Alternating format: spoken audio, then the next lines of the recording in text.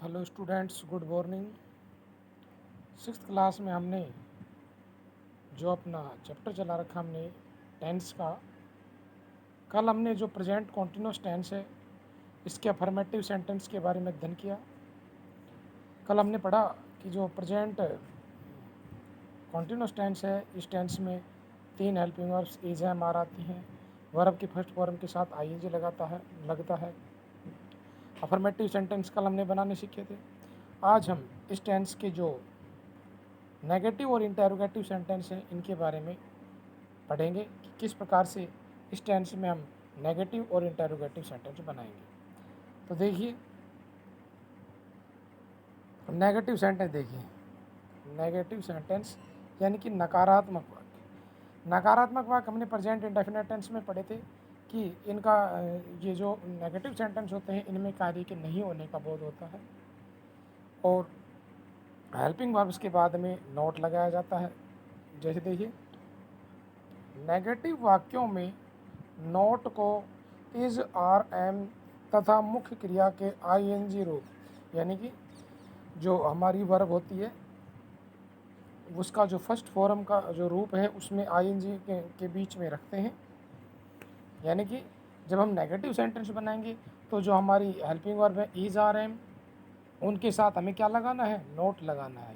तो क्या हो जाएगा, इज नोट, एम नोट और आर नोट। इज नोट कब लगाना है, वही जो हमारे कर्ता अगर हमारा सिंगुलर सब्जेक्ट हो, ही सीट किसी का नाम हो, लेकिन अगर हमारा सब्जेक्ट बहुवचन आ जाता है, प्लूरल सब्जेक्ट आ जाता है तो उसके साथ हमें आर का प्रयोग करना है और एम का प्रयोग केवल आई के साथ करना है। ये अफर्मेटिव में भी बताया था और नेगेटिव में भी यही होता है और इंटेरोगेटिव में। तो ये आप क्या करना है हमें कि जो हेल्पिंग वर्ब्स होती हैं इज आर एम, इन सब की बाद में नोट लगाना है। सेम पैटर्न वही रहता है साधारण वाक्यों की तरह से, केवल इसमें हमें नोट जोड़ना है हेल्पिंग वर्ब के बाद में।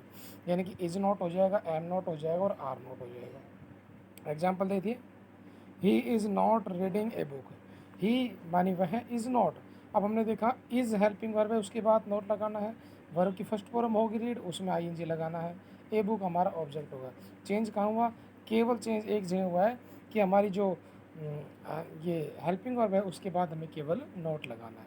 सेकेंड जो हमारा एग्जाम्पल वो देखिए, they are not going to market. They are not, अब यहाँ पर हमारा जो सब्जेक्ट है वो बहुवचन करता है, दे प्लूरल सब्जेक्ट है और बहुवचन कर्ताओं के साथ हमें क्या लगाना है, आर लगाना है। नोट हमारा नेगेटिव सेंटेंस में लगेगा, गो फर्स्ट फॉर्म होगी उसमें आईएनजी लगाएंगे और मार्केट हमारा ऑब्जेक्ट। पैटर्न देख लीजिए इसका किस प्रकार से बनते हैं। सबसे पहले साधारण वाक्यों की तरह सब्जेक्ट आ जाएगा, फिर हमारी हेल्पिंग वर्ब आएगी, इज एम आर, कौन सी इज एम आर में से कौन सी लगाएंगे वो हमारे सब्जेक्ट के अकॉर्डिंग लग जाएगी। उसके बाद नोट लगाएंगे, वर्ब की फर्स्ट फॉर्म का प्रयोग करेंगे, उसमें आईएनजी लगाएंगे, ऑब्जेक्ट और अदर्स हो जाएगा। जैसे अगला जो एग्जाम्पल है वो देखिए, मैं एक पत्र नहीं लिख रहा हूँ। तो यहाँ पर मैं के साथ हमें कौन सी हेल्पिंग वर्ब लगानी है, एम लगानी है, लगा दिया हमने आई एम। नेगेटिव वाक्य इसलिए क्या लगाएंगे, नोट लगाएंगे। राइट फर्स्ट फॉर्म होगी, जब देखिए जब किसी जो वर्ब होती है उसके अंत में अगर ई हो और उससे पहले कोई कॉन्सोनेंट आता है तो जो ई होता है वो हट जाता है आईएनजी लगाते इसमें। तो ये राइट में ई हट जाएगा और आईएनजी लगाएंगे। I am not writing a letter. तो यहाँ पर इस प्रकार से नेगेटिव सेंटेंस बनाए जाते हैं। अब देखिए जो इंटेरोगेटिव सेंटेंस देखिए,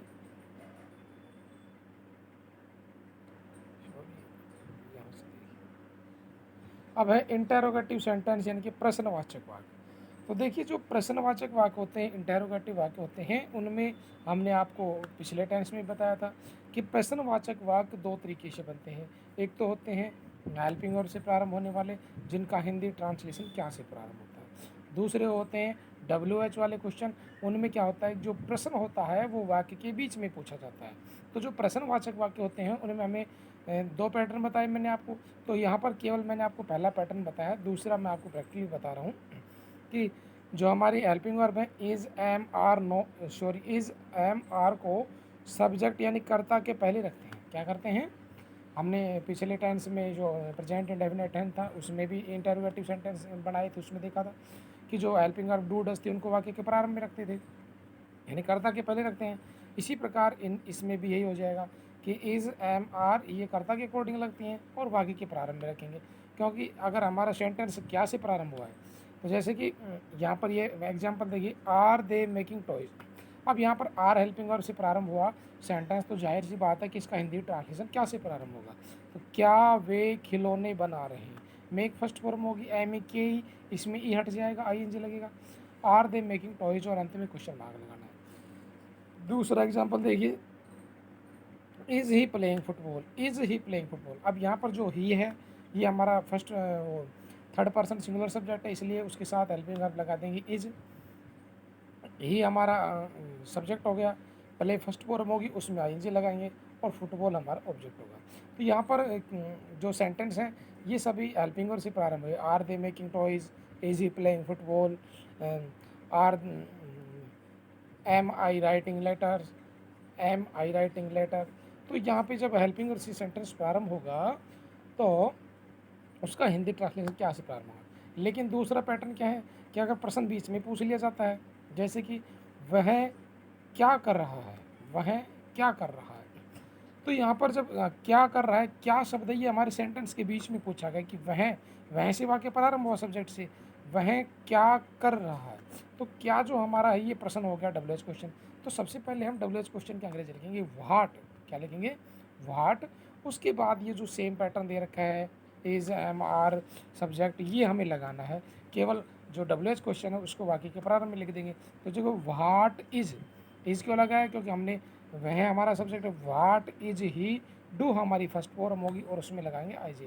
व्हाट इज ही डूइंग, वह क्या कर रहा है। तो इस प्रकार से ये सेंटेंस बनते हैं। दूसरा एक सेंटेंस देख लीजिए, वह क्या खा रहा है, वह क्या खा रहा है, या मैं क्या पढ़ रहा हूँ। कोई भी सेंटेंस लिखिए जिनके प्रश्न बीच में पूछा जाता है। तो जैसे वह क्या खा रहा है, तो क्या की अंग्रेजी व्हाट होगी, is he eating, what is he eating, वह क्या खा रहा है। तुम क्या कर रहे हो, बता दिया मैंने आपको कि जब डब्ल्यू एच क्वेश्चन जब प्रश्न बीच में पूछा जाएगा तो डब्ल्यू एच क्वेश्चन से प्रारंभ करेंगे। अगर हमें हमारा सेंटेंस क्या से प्रारंभ हुआ है तो हमें हेल्पिंग वर्ब से प्रारंभ करना है। ये तो थे इस टेंस के अफर्मेटिव सॉरी नेगेटिव और इंटरोगेटिव सेंटेंस। अब इस टेंस का देखिए यूज़ देखिए, इसके प्रयोग देखिए, कब कब इसका प्रयोग करते हैं उनके बारे में देखिए। यूज़ देखिए प्रयोग, इसका प्रयोग ऐसे कार्यों के लिए होता है जो वक्ता द्वारा व्यक्त किए जाने के समय जारी हो। यानी कि इस टेंस का प्रयोग हमें ऐसे सेंटेंस में करना है जो जब कार्य, वक्ता होता है बोलने वाला, यानी कि जो वक्ता जो कार्य करने वाला है उसके कहे जाने के समय जारी हो। जैसे कि मैं कहूँ कि मैं एक पत्र लिख रहा हूँ, मोहन पुस्तक पढ़ रहा है, यानी कि मेरे द्वारा कहे जाने के समय कार्य जारी है। मैं वक्ता हो गया और मैं क्या कर रहा हूँ कि मोहन पुस्तक पढ़ रहा है। अब मेरे द्वारा व्यक्त किए जाने के समय कार्य जारी है। आई एम राइटिंग लेटर्स, मैं क्या कर रहा हूँ, पत्र लिख रहा हूँ मैं। तो मेरे द्वारा व्यक्त किए जाने के समय कर्ता या वक्ता के द्वारा व्यक्त किए जाने के समय जब कार्य जारी रहता है तो वह प्रेजेंट कॉन्टिन्यूस टेंस का सेंटेंस होता है। आगे देखिए, यह टेंस कभी कभी निकट भविष्य के अर्थ में पूर्व निर्धारित कार्यक्रमों को व्यक्त करने में प्रयुक्त होता है। भविष्य काल का बोध कराने वाले शब्दों टुमारो और नेक्स्ट वीक का इस टेंस में प्रयोग होता है।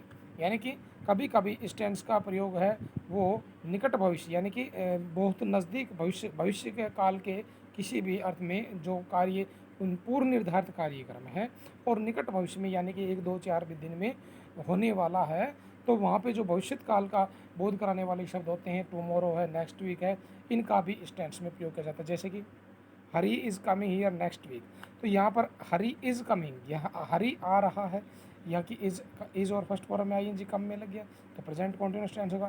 तो यहाँ पे जो नेक्स्ट वीक है ये भविष्य काल का बोध कराने वाला शब्द है। तो इस प्रकार के जो भविष्य काल का बोध कराने वाले शब्द हैं उनका भी इस टेंस में प्रयोग किया जाता है। कब, जब पूर्व निर्धारित कार्यक्रमों को व्यक्त किया जाता है। तो ये थे इस टेंस के यूजेस, प्रयोग। आगे देखिए, जिस प्रकार से प्रेजेंट इंडेफिनिट टेंस में कुछ एडवर्बियल्स आए थे, इसी प्रकार इस टेंस में भी एडवर्बियल्स होते हैं जो कि अंग्रेजी में इसकी पहचान करने में सहायक होते हैं। कौन कौन से एडवर्बियल आते हैं, नाउ, स्टिल है, टुडे है, टुनाइट है, this days, nowadays, at this time, at present, at moment आदि। ये शब्द ऐसे एडवर्बियल हैं जो प्रेजेंट कॉन्टिन्यूस टेंस की पहचान करते हैं। जैसे today it may be raining, today it may be raining, आज बारिश हो सकती है। यानी कि जो today we are playing cricket, आज हम क्रिकेट खेलेंगे। तो यहाँ पर जब ये एडवर्बियल्स होते हैं, ये प्रेजेंट कंटिन्यूस की पहचान कराने वाले एडवर्ब्स होते हैं, जो कि हमारी अंग्रेजी में इसकी पहचान कराने में सहायक होते हैं। तो बच्चों, हमने आज आपको प्रेजेंट कंटिन्यूस जो टेंस था इसके बारे में अध्ययन कराया, इसका प्रयोग बताया, इसके नेगेटिव सेंटेंस हमने पढ़ाया आपको कि नेगेटिव नकारात्मक वाक्य किस प्रकार से बनाए जाते हैं, अफर्मेटिव सेंटेंस हमने आपको पढ़ाया किस प्रकार से बनाए जाते हैं, और इसका प्रयोग हमने आपको समझाया।